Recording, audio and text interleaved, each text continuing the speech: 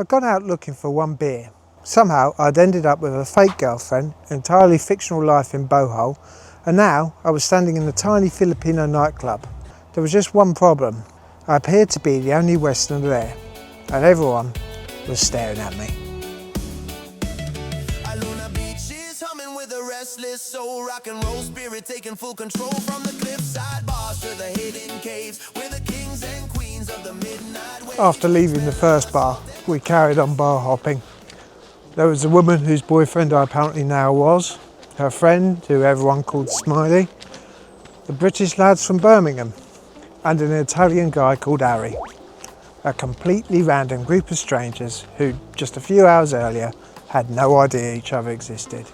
And now, we were spending the night drinking together in Bohol. Eventually, as all sophisticated nights out tend to do, we ended up at Jollibee in stupid o'clock in the morning. By this point, the British lads had started to drift away from the group. They were still around, but thankfully far enough away that I could finally retire from my brief career as a Bohol resident. And for the first time that evening, everything slowed down a little.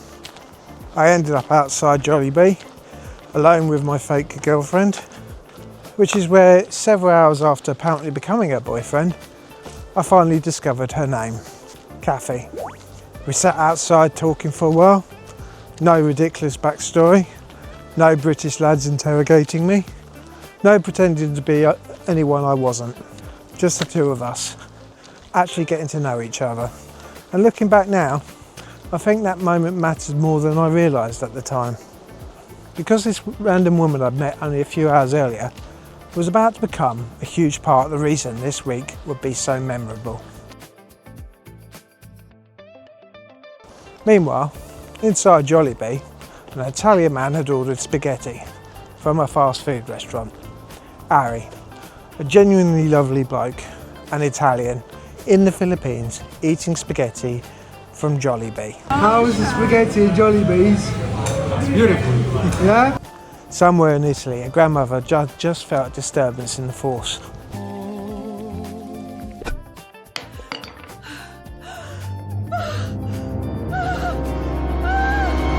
Eventually, Harry and Smiley decided they'd had enough. They were tired. They wanted to go home, which, considering the time of night, was probably a sensible decision. Kathy, however, was not interested in sensible decisions. She wanted to go to a nightclub. Now, I'd already gone out looking for one beer, accidentally become this woman's boyfriend, invented an entirely fictional life in Bohol, spent the night bar hopping with a group of complete strangers, and watched an Italian man order spaghetti in a fast food restaurant. The sensible thing would probably have been to call it a night. So naturally, I got in a taxi with Kathy and went to a nightclub. When we arrived, I wasn't entirely sure what to expect. The place was small, like really small. There was a bar right in the centre of the room, seating all the way around it, and a small dance floor squeezed in nearby. Turns out the place was actually owned by an American guy, which you'd think might have made me feel slightly less conspicuous. It didn't, because the moment I walked through the door, I suddenly became very aware of one thing. I appeared to be the only Westerner in the entire nightclub, and everyone was looking at me. Now, I don't know if you've ever watched one of those old Western films where a stranger walks through the saloon doors. The piano stops playing, the card game pauses, and everyone slowly turns around to see who just walked in. The music didn't actually stop, but it felt like it did. For about 30 seconds, I just stood there thinking, oh, this is awkward.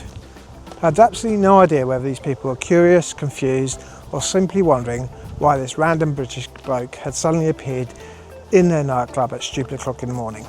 But then someone smiled, someone nodded, and just like that, the atmosphere completely changed.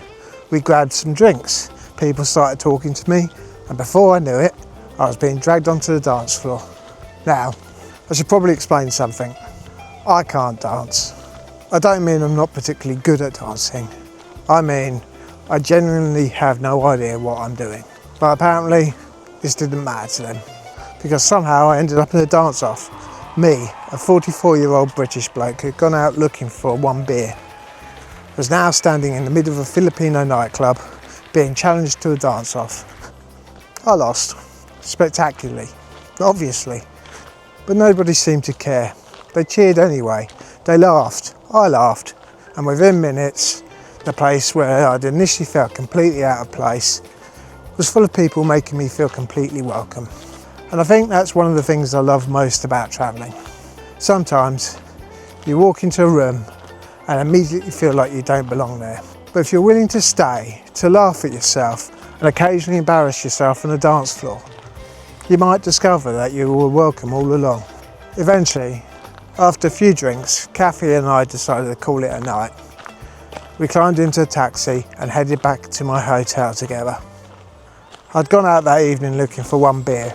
I came back hours later with several new friends, a fake girlfriend whose name I now actually knew, an entire fictional life in Bohol, and the knowledge that somewhere out there was probably a Filipino man still telling people about the night he absolutely destroyed some random British bloke in a dance-off.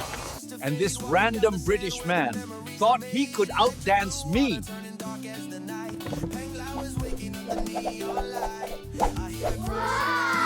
And the strangest thing was, this was still only my first night, because the following day I decided I needed to relax, so I went for a massage.